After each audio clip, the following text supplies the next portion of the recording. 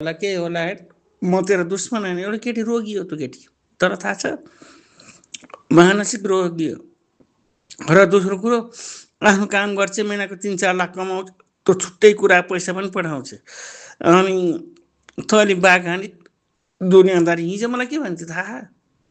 अहिले पनि आउँछ नि त भर्खरै ब्लग खोलेर आउँछ तर थाहा पनि हुँदैन को कहाँ जान्छ के गर्छ कसो गर्छ थाहै हुँदैन क्या तर पनि एउटा रोगी हो थोतो ल्याउनुपर्छ के गर्छस् अब तैँले त्यो गरी मेरो फेस हेर मात्रै सुत्छ अरू सुत्दैन के गर्छस् त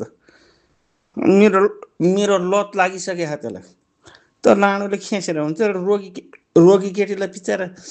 तङ नगयो भनेर त्यसको पछाडि नजान्दा प्लिज भन्थ्यो मलाई माया लाग्यो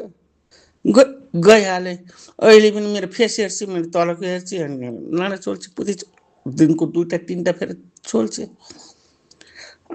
के भने त्यो एउटा रोगीलाई के गर्नु म भावनामा बगेको मात्रै हो केही पनि त्यो केटी आउली मसँग जाली मसँग गर्ल्याउने म आफै सम्पन्न छु घरमा मेरो बुढाबुढी सबै छन् मुजी त केटीको पछाडि जान्छु म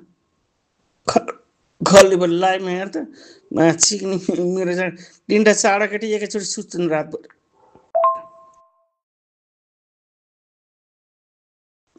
हुन्छ नि त दाई भन्छन् भाइ भन्छन् कोही बुढा भन्छ चुप्पा खाएको हिँड्दै देखिनुहोस् चिक्ने नारद मुनिको बोर्डमा कसरी चुप्पा खा कसरी मेरो चुप्पा खाएको एउटा केटीले के गर्छस् त अब मुजी एउटा केटी खेला न अर्को अर्को केटीमा जा कहीँ जा कसैलाई त नगर दुःख नगर पैसा खर्च नगर के आफ्नो पैसा कमाएर राख तेरो बुढी घर परिवार सबैलाई हेर कतिचोटि 28वटा कल हानेको छ मुजी रानीको छोराले